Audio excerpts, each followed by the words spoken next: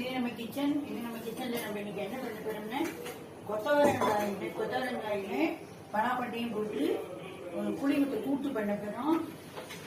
இதுக்கு என்ன தேவை அப்படின்னா ஒரு அழகு துவரம் பருப்பு, இதுல மஞ்சப்பொடி போட்டுட்டு முழு அளவு ஜலம் விட்டுட்டு ஒரு டேபிள் ஸ்பூன் அளவுக்கு நல்லெண்ணெயை விட்டுட்டு நல்லா குழவான 3 விசில் விட்டு வேக வச்சிருக்கேன்.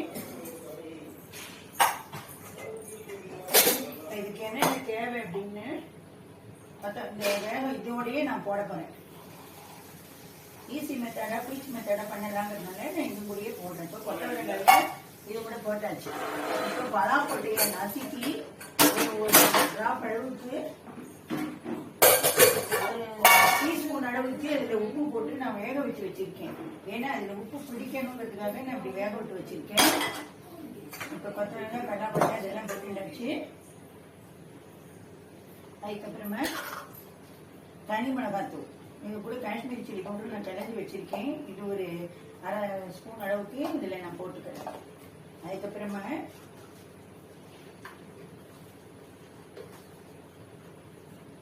சாம்பார் பொடி, இதில் என்னன்னா ஒரு 1.5 ஸ்பூன் நான் சாம்பார் பொடி போட்டுக்கிறேன். பருப்புலேயே மஞ்சள் பொடி போட்டு வேக வச்சதுனால நான் போட்டுக்கிறேன்.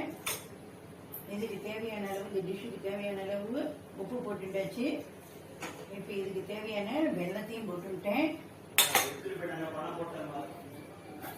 பெருங்காய ஜலம் இந்த அளவுக்கு நான் விட்டுட்டேன். அப்புறம் இறக்கும்போது மறுபடியும் கொஞ்சம் விட்டுக்கலாம். இதில் அதுக்கப்புறம் நம்ம இந்த மாதிரி புளியை கரைச்சி இதுலயே விட்டு விடணும்.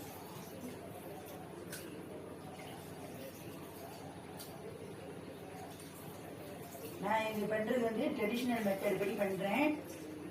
வேற மெத்தடும் பண்ணலாம். அந்த மெத்தட் எப்படி அப்படின்னா புளியை கரைச்சி வச்சுட்டு உப்பு மஞ்சள் இப்படிலாம் போட்டுட்டு கொத்தவரங்காயை நல்லா வேக விடணும். நல்லா வெந்ததுக்கு அப்புறமா தோரம் பருப்பு தனியாக வேக வச்சுக்கணும். அந்த தோரம் பருப்பு தூக்கி கொட்டிட்டு அது கூட அந்த தோரம் பருப்பை கொட்டி ஒரு கொதி விட்டதுக்கு அப்புறமா நம்ம இதுக்கு ஒரு பேஸ்ட் ஒன்று அரைச்சி விடணும். அந்த அரைச்சி விட்டு அதை நல்லா கொதிச்சு வந்த உடனே இறக்கிட்டு குழம்பு வடம், சாம்பார் வடம் ஏதாவது இருந்ததுன்னா அதையும் வறுத்து அதில் போட்டுட்டு அப்புறம் அதுக்கு கடுகு, மிளகாய், கருவேப்பிலை இது எல்லாத்தையும் தாளிச்சு கொட்டி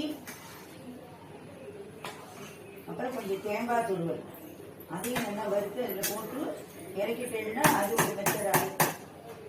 இது ஒரு மெத்தடு. இப்போ இதை நான் 3 விசில் விட போறேன்.